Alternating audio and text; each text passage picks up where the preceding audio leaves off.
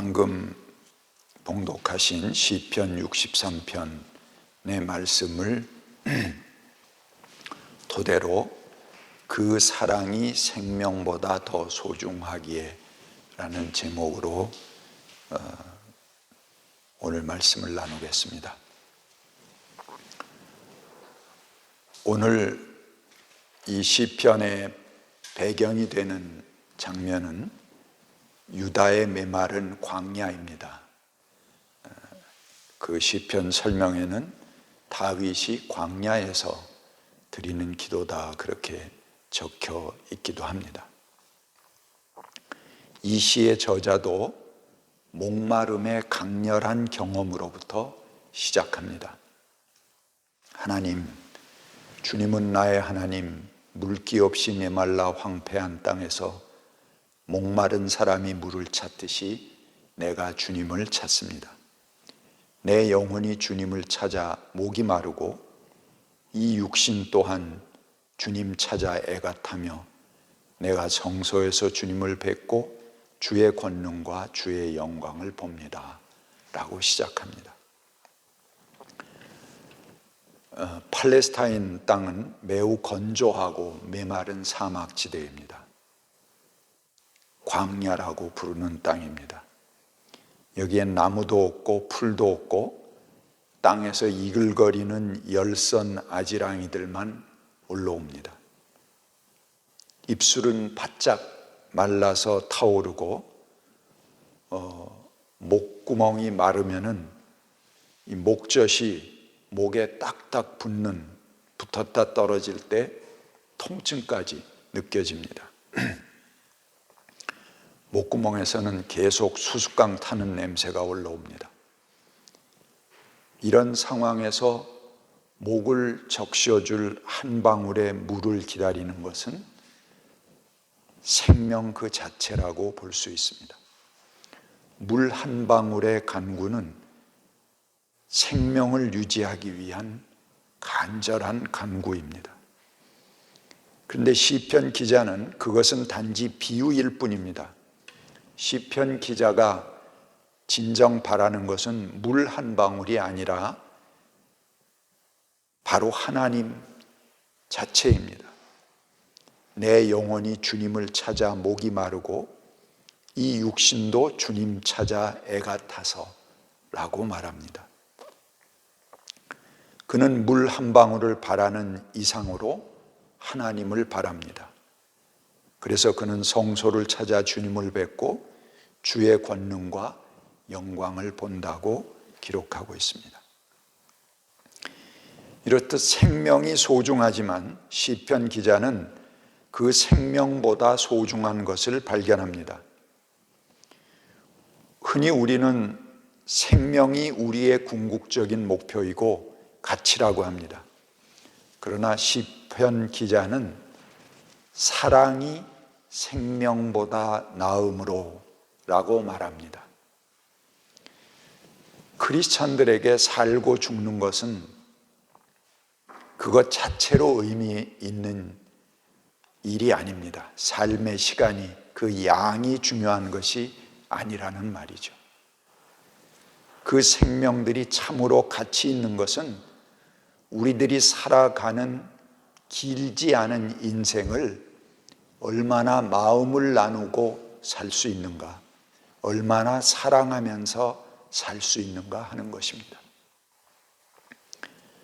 나아가서 시편 기자처럼 하나님의 사랑을 흠뻑 느끼면서 살아가기를 소망합니다. 그것은 생명보다 소중한 삶이고 진정한 구원이고 우리들의 새벽입니다. 광야에서 한 방울의 물을 찾듯이 내 영혼이 간절히 주를 갈망하고 그 주님을 사랑하는 것이 우리들에게 있어서는 목숨보다 소중한 가치라는 것을 시편 기자가 말합니다. 이 시편 기자는 하나님께서 우리에게 베푸시는 사랑이 우리의 생명보다 소중하다 그렇게 말합니다.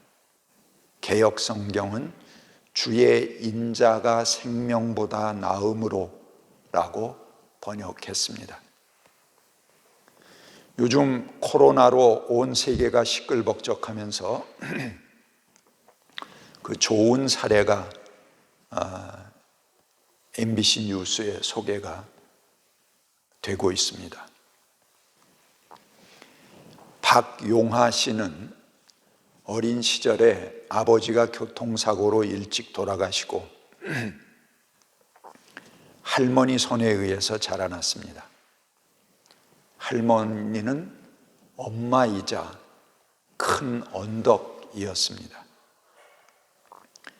그러나 연로한 할머니가 중증 치매를 앓고 계셨습니다.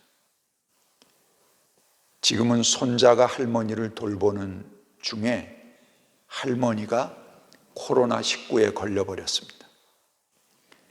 할머니는 3일간 아무것도 잡수지를 못했습니다. 그리고 극도의 불안 증세를 보였습니다. 호흡이 잘 안 되니까 불안해질 수밖에 없죠. 그러자 박용하 씨는 자기 일을 그만두고 지극정성으로 할머니를 간호했습니다. 방호복을 입은 채 할머니 앞에서는 장난도 치고 애기처럼 어르고 달래기도 했습니다. 손자가 이제 할머니의 언덕이 되어 드리고 있었습니다. 하지만 마음은 초조했고 할머니가 안 계신 곳에서는 눈물로 할머니의 완쾌를 간절하게 빌었습니다. 손자의 정성에 답하듯이 사경을 해마든 할머니가 기적적으로 일어났습니다. 80세가 훨씬 넘은 할머니는 드디어 완치 판정을 받았습니다. 박용하 씨는 할머니만 낫게 해준다면 나는 걸려도 좋겠다고 생각했다고 이야기합니다. 할머니가 아니면 내가 성장할 수나 있었을까? 나를 키워주신 할머니를 저렇게 놔둘 수는 없다. 그는 그렇게 생각하고 할머니가 안쓰러웠습니다. 누워있으면 누운 대로 죄송했고 치매로 정신이 없어 동네를 돌아다니면 그런 대로 죄송했습니다. 본인이 여유 있게 살지 못해서 평생 자기만을 위해 희생하신 할머니에게 맛있는 것 하나 변변히 해드리지 못하고 좋은 것 하나 해드리지 못한 것이 한이 되었는데 어쩌면 마지막이 될지 모르는 할머니에게 해드릴 수 있는 것이 이것뿐이 없다니 너무나 속상했습니다. 그러나 할머니가 이겨주셔서 너무 감사하다고 그는 기뻐했습니다. 그리고 자기를 돌봐주셔서 너무 감사하다고 소감을 말했습니다. 사람과 사람 사이에 주고받는 정은 목숨보다 소중합니다. 사랑은 피보다 진합니다. 박용하 씨는 비록 돈이 없어서 할머니를 잘 해드리지 못하는 것에 대해서 안타까움을 가지고 있지만 그는 참으로 된 사람입니다. 머리 검은 동물은 은혜를 모른다는 속담도 있는데 그는 할머니에 대한 사랑을 아주 소중하게 간직했습니다. 또한 박용하 씨야말로 정말 행복한 사람이기도 하다고 생각합니다. 사람이 코로 숨쉬고 살아가지만 정말 소중한 가치는 우리가 서로 사랑을 나누며 살아가는 것입니다. 길지 않은 인생입니다. 얼마나 내가 가슴 찡한 사랑을 나눌 수 있었는가 하는 것이 우리들의 삶입니다. 그것이 우리가 살아가는 의미지요. 그런데 가족 간에도 서로 사랑, 마음이 소통하지 못하고 그냥 밥 먹고 숨 쉬는 것이지 삶을 산다고 볼 수 없는 인생들이 많이 있습니다. 박용화 씨는 그의 삶에 길이 남을 만한 마음의 나눔, 사랑의 나눔을 경험한 것입니다. 그는 아주 소중한 보상을 받았다고 저는 생각합니다.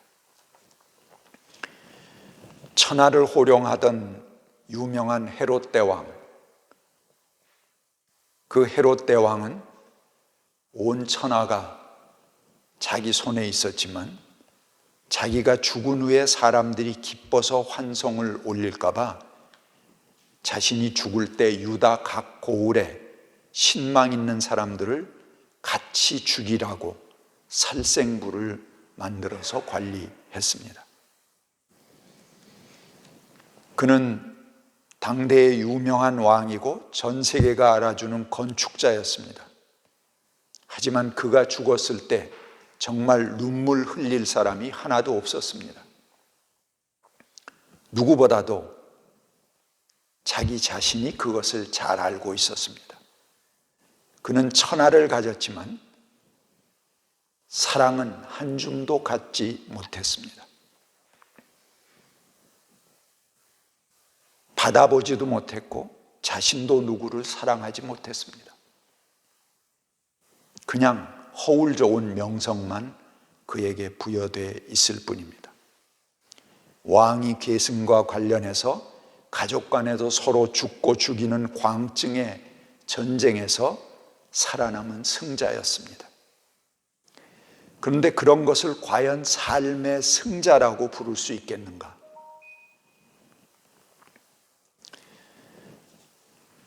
은평구 불광동에 할아버지 한 분이 코로나 피해자에게 써달라고 500만 원을 기부하고 갔습니다.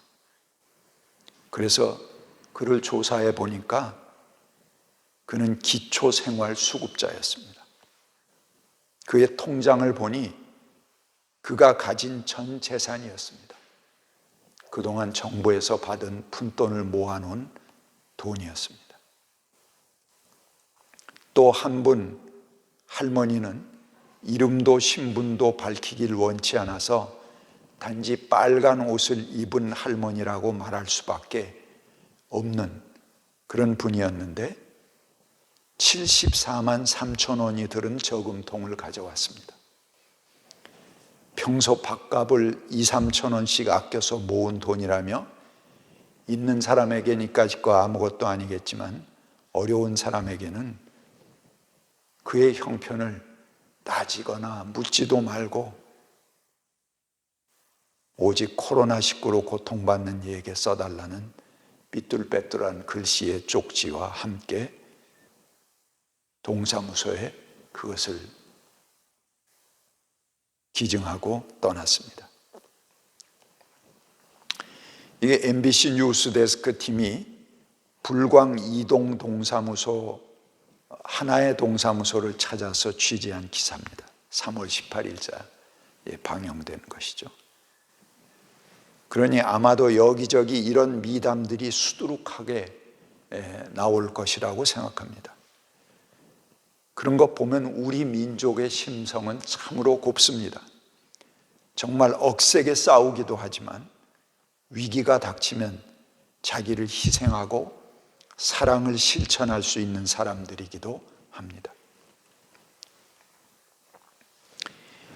미국의 대형 마트의 문이 열리자마자 주차장을 가득 메운 카트 부대들이 마치 무슨 전쟁터에 행진하는 군대처럼 그 마트 안으로 들어가는 그런 장면을 보았습니다.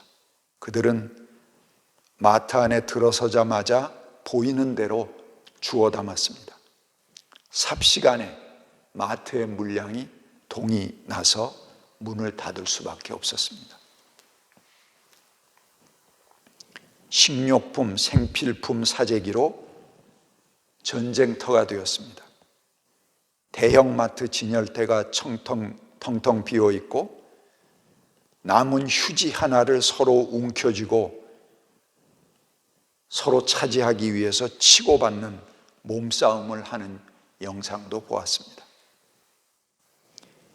미국 총포사에는 권총과 실탄을 사려는 사람들이 줄을 잇고 있습니다. 그런데 한국에서는 사재기가 없습니다. 슈퍼나 편의점 물건들이 그대로입니다. 외국 기자들이 놀라는 바입니다. 어떻게 이 나라 사람들은 이렇게 할 수 있는가? 자기들이 경험하지 못한 것입니다. 그럼 우리가 많이 경험을 했습니다. 촛불 전국에서도 100만 명, 200만 명이 모이는데 자기 쓰레기를 자기가 다 치워가고, 외국 같으면 몇만 명이 모여도 뒷골목이 다 털립니다. 그런데 이런 도둑이나 강도짓, 남의 물건을 절도하는 일이 한 건도 생기지 않은 것을 우리는 볼 수 있습니다. 대구의 병원에는 방호복에 달린 수경이, 이렇게 수경이 있으니까 이마하고 콧등에 닿는 부분이 쓸려서 짓무르는 사례가 많이 생기게 됐습니다. 그래서 이마와 콧등에 반창고를 대고 패드를 덕지덕지 바른 괴상한 얼굴들의 사진이 AFP 통신 기자를 통해서 전 세계에 배달되었습니다. 더욱 놀라운 것은 그렇게 와서 봉사하는 의사 간호사의 절반이 전국에서 대구로 몰려와 자원봉사하는 사람들이었다는 것입니다. 이를 보도한 기자는 이 나라에서는 어떻게 이런 일이 일어날 수 있는가라고 감탄하고 있습니다. 대구 시민들도 저는 위대하다고 생각합니다. 그 정도가 되면은 대구를 탈출하기 위해서 난리가 났을 지경입니다. 또 그로 인해서 걷잡을 수 없이 전국으로 확산되는 것이 보통 다른 나라들의 예인데, 우리 한국에서는 외국같이 도시를 폐쇄하지 않아도 대구 시민들은 침착하게 행동했습니다. 대한민국은 어느 도시도 폐쇄하지 않았습니다. 일상생활을 하면서도 자연스럽게 숫자가 줄어들고 있습니다. 이탈리아는 전 도시를 폐쇄했는데도 국민의 40%가 응하지 않고 돌아다니고 있다고 뉴스를 보게 됩니다. 한국 국민들은 아주 평상적인 활동을 하면서 시민들이 자발적으로 사회적 거리 두기를 하고 있습니다. 미국 ABC 통신 기자는 사투의 현장인 대구에서 겪은 감동을 우리들에게 전해줍니다. 자가 격리된 환자들이 늘어나자 그 환자들을 돕기 위해 자원봉사자들이 대구로 몰려들었습니다. 그리고 식품을 골고루 나누어 박스에 담고 그 격리된 사람들에게 배달을 합니다. 박스당 약 10만 원 정도의 식료품이 골고루 담겼습니다. 상당한 양입니다. 그나마 그 비용 자체도 지자체에서 부담을 해줍니다. 그러니 대구에서조차도 사재기를 할 필요가 없었던 것입니다. 이런 사진을 보고 그들은 말합니다. 우리는 휴지를 들고 치고받고 하는데 저 나라 도대체 어떻게 된 사람들이냐. 같은 위기를 겪고 있지만 한국민들은 놀라울 정도로 침착합니다. 마스크를 사기 위해서 긴 줄을 서서 묵묵히 순서를 기다리는 모습까지도 그들에게는 감동입니다. 이 한국 슈퍼마켓 가면은 그 간판 안 보더라도 벌써 길 앞에 좌판을 쭉 깔고 그 위에다가 과일 놓고 뭐 쭉 진열을 해놨죠. 이 서양에서는 있을 수 없는 일입니다. 아니, 저렇게 길거리에 식료품을 쌓아놓아도 괜찮냐? 게다가 나와서 지키는 사람도 없는데 저 물건들이 온전하냐? 그들은 놀라는 일입니다. 실제 유럽에서는 아무리 선진국이라 하더라도 슈퍼마켓이나 식료품점이 밖에서 보면 구별이 되지 않습니다. 모든 물건은 건물 안에 쟁여놓을 뿐입니다. 그러나 우리나라 상점들 슈퍼마켓은 길 밖에 탐스러운 과일들이 널려 있습니다. 간판 없어도 여기가 어떤 곳이라는 것을 바로 사람들이 알 수 있는 그런 나라입니다. 83세 된 할머니는 나도 무언가 해보아야 되겠다면서 손으로 한 땀 한 땀 만든 마스크 20개를 수고하시는 분들을 위해서 내밀고 갔습니다. 그리고 작은 것이라서 부끄럽지만 수고하시는 여러분들 힘내세요 라는 쪽지와 함께 마스크 11개를 비닐봉지에 꽁꽁 싸서 파출소에 던지고 가는 청년도 있었습니다.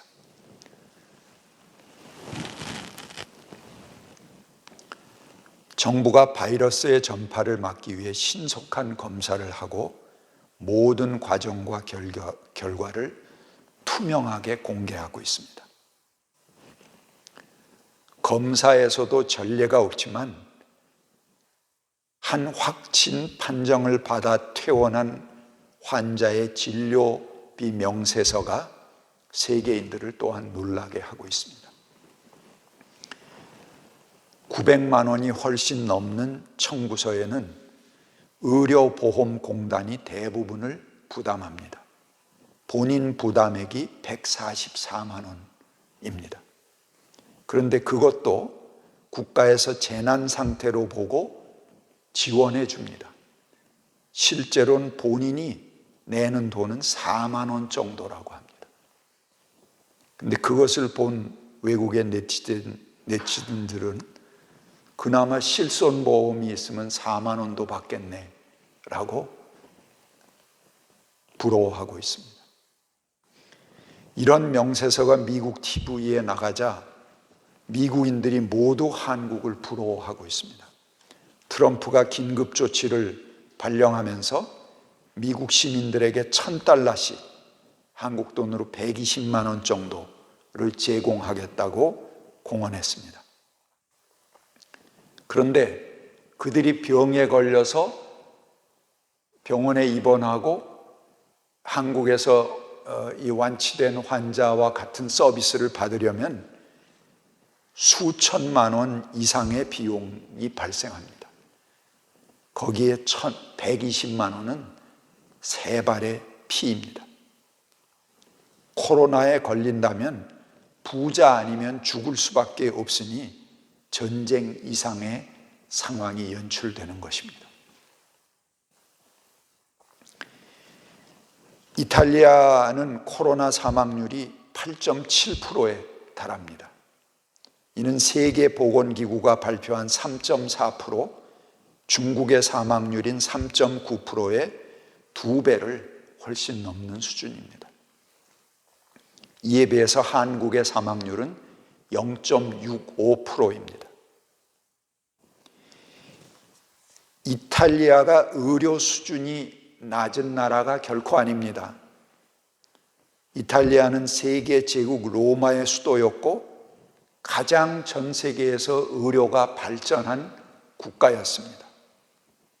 그래서 의사 가문인 메디치 가문, 이 메디칼 하는 것과 같은 어원이죠. 이 메디치 가문이 쌓은 부를 통해서 르네상스를 일으키는 동력을 삼기도 했습니다. 그런 이탈리아가 이 모양이 된 것은 의료 민영화 때문입니다. 그래서 영리병원만 있지 공공의료 시스템이 매우 빈약하기 때문에 이런 일들이 생기게 되는 것입니다. 미국도 마찬가지 사정입니다. 의료비가 턱없이 높아서 세계 최고의 부자 나라에서 감기만 돌아도 매해 1만 5천 명씩 죽어나갑니다. 그러니 병세가 급작스럽게 나타나는 코로나19가 유행하게 되면 미국도 이탈리아에 못지않은 사망률을 보일 수도 있습니다. 이에 비해 한국의 의료보험은 세계 최고의 수준입니다. 그래서 외국에 나갔던 한국민들이 한국 정부가 대응하는 것을 보고는 세계에서 가장 안전한 나라는 한국이다 라며 다시 들어오고 싶어 한다고 합니다.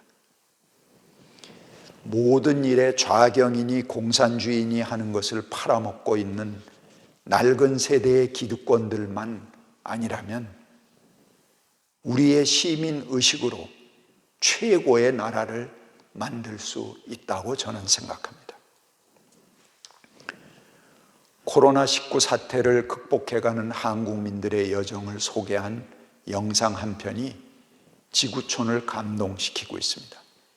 지난 17일 유튜브에 올라와서 참 이상한 나라라는 제목의 올라온 참 이상한 나라라는 제목의 동영상이 공개 나흘 만에 어제 밤에 제가 보니까 조회수가 210만 횟수가 훨씬 넘었습니다. BTS보다 훨씬 높은 그런 조회수입니다. 아침에 제가 봤을 때 100만이었는데 저녁에 210만이 오늘 아침에는 아마 300만쯤 됐을지 모르겠습니다.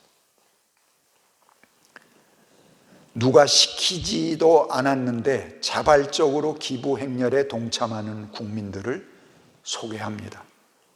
그리고 이 이상한 나라 사람들이 살아가는 방식이 늘 이렇다